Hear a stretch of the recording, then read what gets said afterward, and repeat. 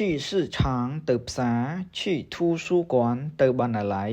ពាតានស៊ីនកុំបារម្ភអីជួនទៅហៅលម៉ារៀបចំហើយឬនៅសួស្តីអ្នកទាំងអស់គ្នាថ្ងៃនេះយើងបន្តអំពីភាសាចិនរបស់យើងជាបន្តទៀតដែរចំពោះថ្ងៃនេះដែរគឺខ្ញុំនឹងបង្ហាញអំពីប្រយោគភាសាចិនខ្លីៗក៏ដូចជាការបំបែកពាក្យនីមួយៗនៅក្នុងប្រយោគភាសាចិនរបស់យើងអញ្ចឹងកុំឲ្យខាតពេលយូរយើងមកចូលដល់ប្រយោគរបស់យើងតែម្ដង对不起对不起对不起សុំទោស我错了我错了我错了ខ្ញុំខុសហើយ我ខ្ញុំ错ខុស了ហើយ我错了ខ្ញុំខុសហើយ你害怕什么你害怕什么你害怕什么តើអ្នកខ្លាចអ្វី你អ្នក害怕ភ័យខ្លាច什么អ្វី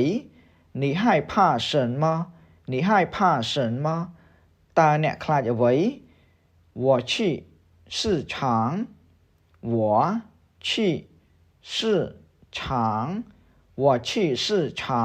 ខ្ញុំទៅផ្សារ我ខ្ញុំ去ទៅ市场ផ្សារ我去市场ខ្ញុំទៅផ្សារ我去图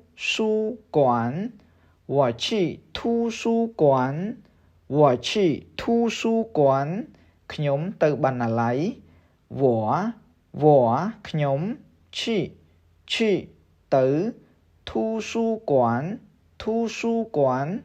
បណ្ណាល័យ我去图书馆ខ្ញុំទៅបណ្ណាល័យ你单身吗你单身吗តើអ្នកនៅលាវទេឬមកក៏តើអ្នកនៅលាវដែរឬទេ你អ្នក单身នៅលាវម៉ាទេឬមកក៏ដែរឬទេ你单身吗តើអ្នកនៅលាវទេ别担心我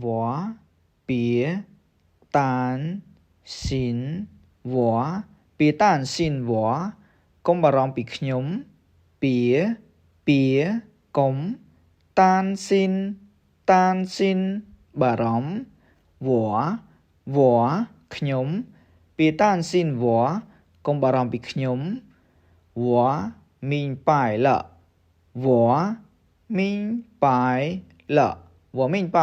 ខ្ញុំយល់ហើយ我ខ្ញុំ明白យល់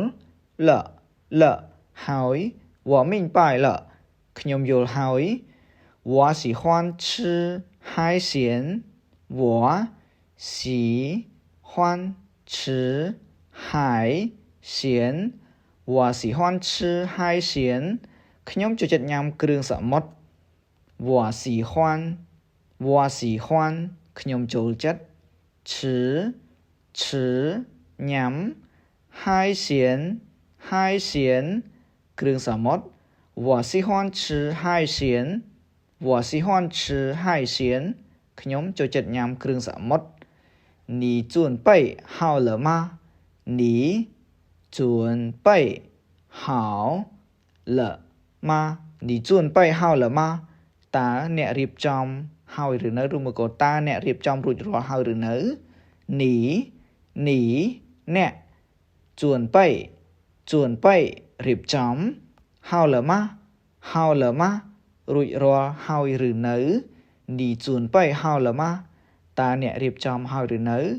បន្ទាប់ពីយើងបានស្វែងយល់អំពីប្រយោគនីមួយៗដូចជាការបំបែកពាក្យនីមួយៗរួចហើយឥឡូវយើងមកអានអំពីប្រយោគទាំង10ម្ដងទៀត对不起សុំទោស我错了ខ្ញុំខុសហើយ你害怕什么តើអ្នកខ្លាចអ្វី我去市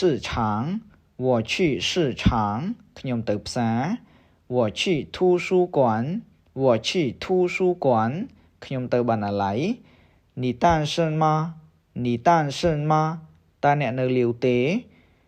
别担心我别担心我កុំបារម្ភពីខ្ញុំ我明白了我明白了ខ្ញុំយល់ហើយ我喜欢吃海鲜我喜欢吃海鲜ខ្ញុំចូលចិត្តញ៉ាំគ្រឿងសមុទ្រ你准备好了吗你准备好了吗តើអ្នករៀបចំហើយឬនៅជាចុងក្រោយសូមអរគុណអ្នកទាំងអស់គ្នាដែលបានតាមដានទស្សនាវីដេអូនៃការចែកម្លែកជាភាសាចិនរបស់ខ្ញុំមួយនេះ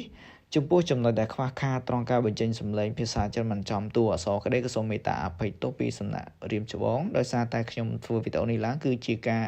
ចែករំលែកនៃចំណេះដឹងភាសាចិនរបស់ខ្ញុំបន្តិចបន្តួចជូនអ្នកដែលគាត់អត់ចេះសោះតែម្ដងអញ្ចឹងជាចុងក្រោយសូមអរគុណអ្នកទាំងអស់គ្នា